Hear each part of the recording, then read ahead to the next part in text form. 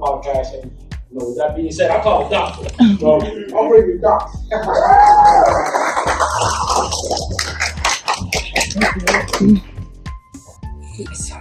Yeah. Right. Thank you. Thanks for coming. Thank you.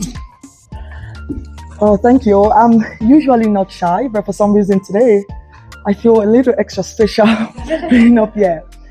Thank you for that wonderful introduction. I normally would not hold a piece of paper, but I will today because you're special. I have some lines here. I want to make sure I deliver them exactly the way I want you to receive them.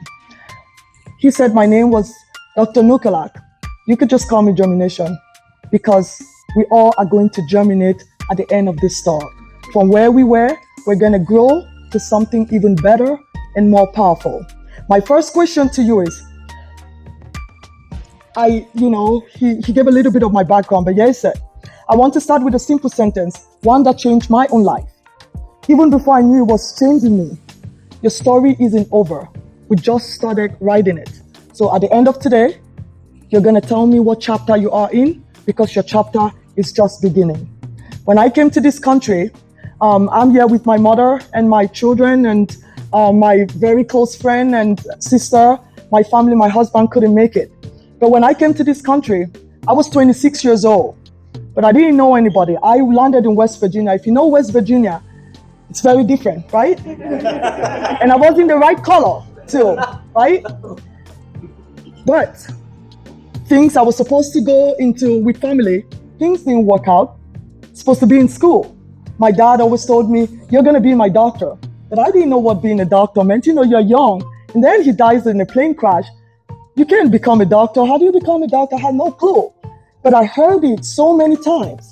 Sometimes that power of repetition, speaking to yourself, the positive energy, you will become that thing that you want to become.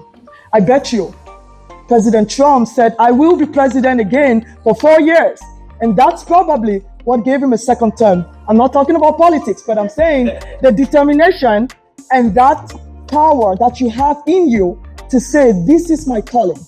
So when I got to West Virginia, I found myself all of a sudden on the street.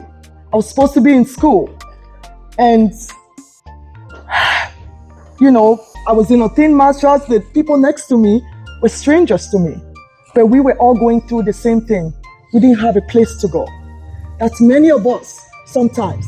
For us, could be that we didn't have a place to go. For you, could be anything else. Maybe you've fallen so many times. Maybe you tried to quit whatever it was you needed to do. Maybe you needed another job but you couldn't. That it's still being in a funk and you not knowing exactly where you need to go. But I knew one thing. I had a purpose. I don't know if it's being a doctor, a politician, or whatever I was, but I know my life was not just going to be on the street. I needed a chance to become something better.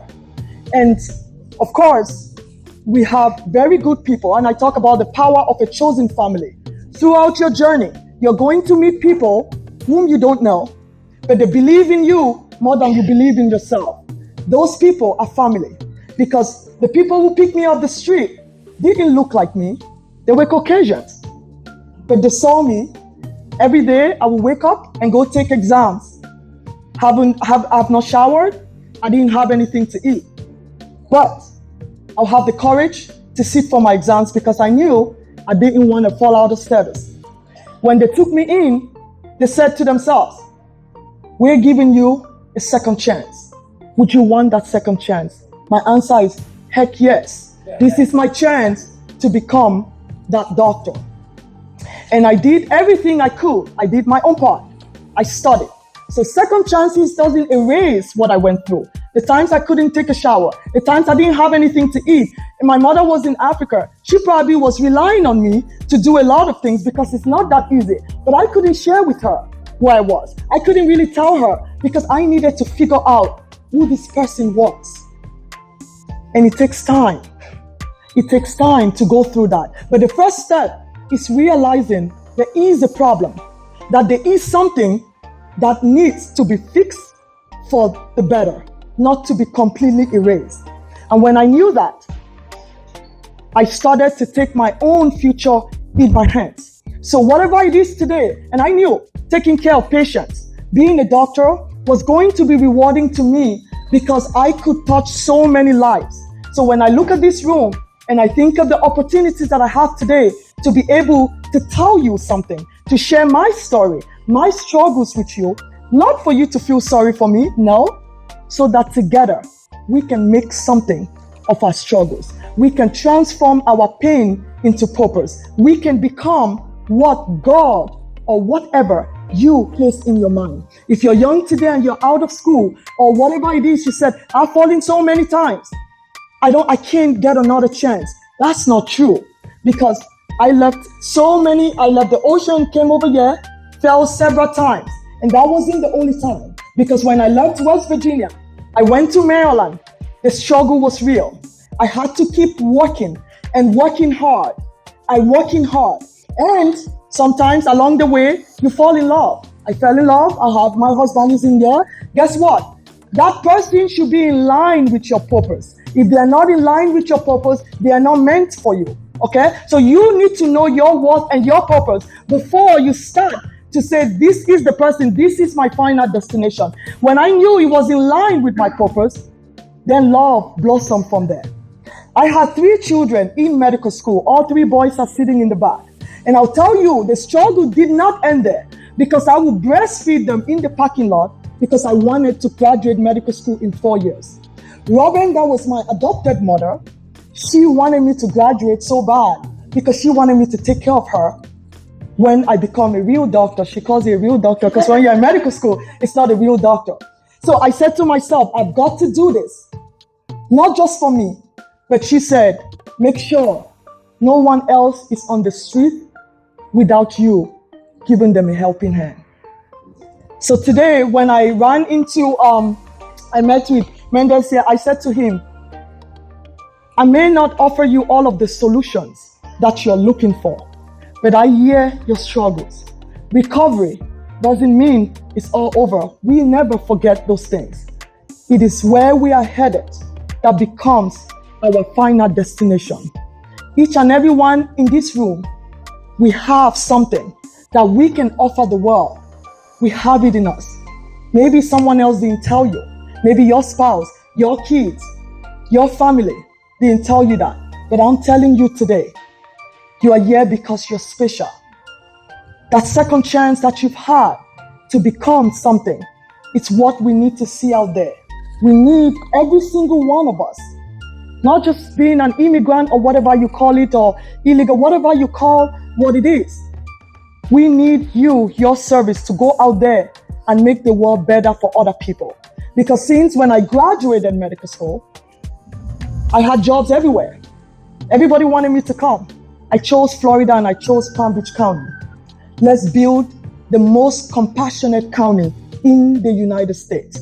Not only in Florida, but in the United States. How can we do that?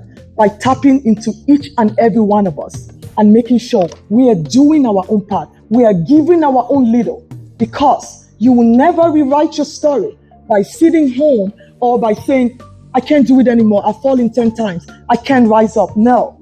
And that's the difference between those of us that are here and somebody else that's just lying and sleeping at home and saying, it's over for me.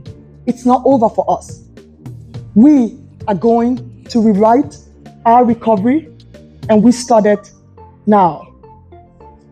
You see me now as a doctor. I used to do modeling, so I sometimes like to dress up. My children don't like to dress up, so just FYI, they don't like to dress up, but I would like to dress because I have other things that I like to do, and it doesn't stop me from doing them, right? So you being recovered from what you're doing and things like that doesn't stop you from that calling. So if you search in your heart and you said, I've always wanted to be a coach like him, or do something, open something like this, or do some beautiful art, what is stopping you? Is it the finances? But we know there are many places we could write for grants and stuff. It is the idea you have to birth. That's how our country was birthed. Took one person to think, oh, this will be a great. They birthed the Constitution, and we are sticking by our Constitution. It will take you, and even the children. So today, I wanted to tell you that your recovery has just begun. And until you drop your pen, the chapter of your life, what is coming is more beautiful than what you have today. And I want you to own it. I want you to believe it. I want you to be resilient about it. And I want to challenge you that next year, when we come back, we want to hear what you have been able to accomplish with what was given to you. Because I believed in the power of a second chance. I believe that my purpose was not just to become a doctor and sit there and go to clinic, see patients, and go to the hospital, get them well. I believed I could touch more lives. And that's how the birth of my podcast, because I have the opportunity to talk to people, to inspire them, to coach them, and to help them grow to their full potential, whatever that may be. For you might not be a doctor. For you might not be a politician. For you might not be a business owner.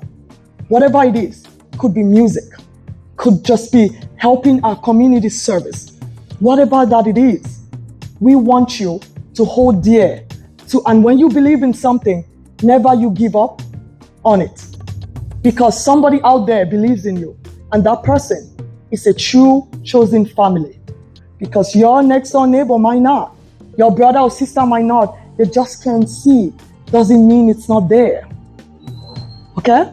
So please, today, I'll have you ask me any questions you want. I had this script here to say all of this. I literally didn't touch it because I felt like I could just talk to you directly from my heart.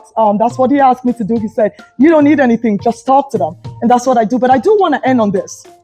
As you watch all of the beautiful art, as you listen to stories of healing and resilience, I want you to remember this. You are not broken beyond repair. No one is. Because if there was, then I wouldn't be standing here today. You're breaking into your becoming.